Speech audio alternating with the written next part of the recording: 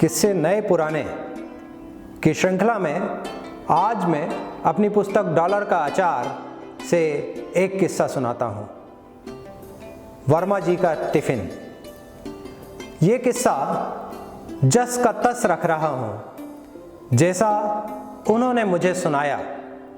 वो अपना परिचय बताना नहीं चाहते, सो गोपनीय रख रहा हूँ। हुआ यूँ कि देसी रेल के देसी डिब्बे में बैठे हम सब देसी लोग निहायत देसी जैसे बैठे देसी बातें कर रहे थे। जैसे सब यात्री बरसों बरस के जाने पहचाने हों। हिंदुस्तानी रेल में सफ़र करने वालों की तासीर ही ऐसी है, या रेल का मिजाज सही तो पता नहीं, लेकिन सब घुल मिल जाते हैं दूध की शक्कर जैसे। औरतों की बातें मायके से शुरू होके ससुराल पे ख़त्म होती हैं। चुन्नू मुन्नू को थोड़ा देखने के बाद फिर रिवर्स ट्रेन पकड़ लेती हैं। इसी बीच बहू तेरे टीटी को देख रिजर्वेशन पाने को उसकी जान खाते दिखते हैं। वो भी लेकिन बड़े जीवट वाला होता है। सबको कहता है चढ़ जाओ, एडजस्ट करेंगे। कोई बर्थ खाली नहीं, फिर भी एडजस्ट करेंगे। करा भी देता है एडजस्ट। रेल तो छोड़िए, जीवन में एडजस्टमेंट जारी है। कब तक हम एडजस्ट होते रहेंगे पता नहीं। इधर ट्रेन में शाम सी हो गई थी। मैं अपनी बड़ी बहन के रतलाम स्थित घर से दोपहर को स्टेशन के लिए निकला था। बार बार मना करने के बाद भी उन्होंने खाने का टिफ़िन पैक करके रख दिया था। रात को मैं खा लूँ ट्रेन में, इसलिए ठीक भी था। प्लेटफॉर्म का खाना मुझे जमता भी नहीं, सो एक सफ़ेद पॉलीथीन में रख लिया और टांग दिया डब्बे में लगी खूंटी पे, इधर ट्रेन में। इस बीच जैसे सबके वैसे वर्मा जी मेरे भी दोस्त बन गए। साथ साथ सफ़र जो कर रहे थे, बताते थकते नहीं थे। वर्मा जी, ट्रेन का सफ़र मुझे बड़ा पसंद है।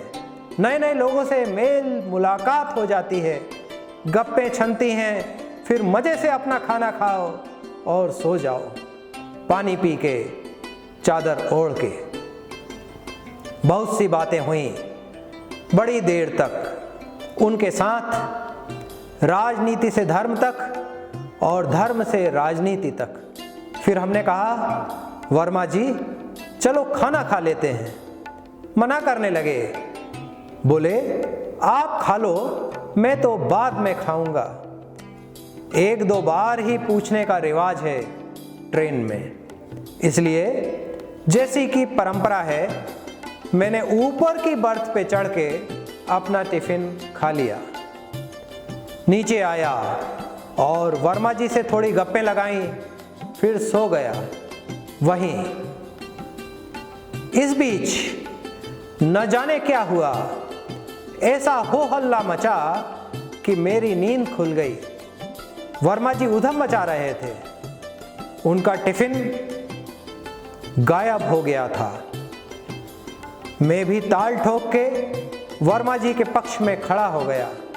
मैंने एक छोटा सा भाषण भी दे डाला, भावुक कर देने वाला। उसका सार था, जिसने खाया उसने बड़ा ही वर्जनीय कार्य किया है और वो स्वयं सामने आकर वर्मा जी से माफ़ी मांग ले। लेकिन कोई नहीं आया। लगा ऐसे नहीं बताएगा चोर। चोर को पकड़ने की जिम्मेदारी सहयात्रियों ने मुझे दे दी, जिसे पूरी करने के लिए मैंने कमर कस ही ली थी। साम दाम दंड और भेद सब अपना लिए, कोई न मिला। ऐसे में इसी बीच एक लावारिस टिफ़िन जरूर मिला, उसी खूंटी पे टंगा जिस पे मेरा अब खाली टिफ़िन भी टंगा था। वर्मा जी से पूछा, यह है क्या आपका टिफ़िन? बड़े खुश हुए, बोले हाँ यही तो है। कुछ ने उनको जबरन हैरान करने के लिए कोसा बाकी चुपचाप अपनी अपनी सीट पे जाके बैठ गए। अब वो पानी की बोतल ले आए हैं, भोजन मंत्र भी पढ़ लिया है, लेकिन जैसे ही उन्होंने टिफिन की सामग्री की ओर नजर डाली, वो तो चीत्कार ही उठे। सब एक बार फिर इकट्ठे हुए। पूछा, अब क्या हुआ?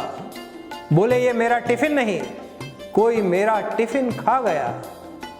अब मुझे याद आया, शायद मैं ही। सो उनको सांत्वना दी, अब आप खा लो मेरा टिफिन। बोले, नहीं, मैं ये नहीं खा सकता, मेरे को ये सब खाने से मना किया है डॉक्टर ने। तुम्हारे लड्डू, हलवा, पूरी, पनीर की सब्जी, अचार, पापड़, ये सब मेरे किस काम के?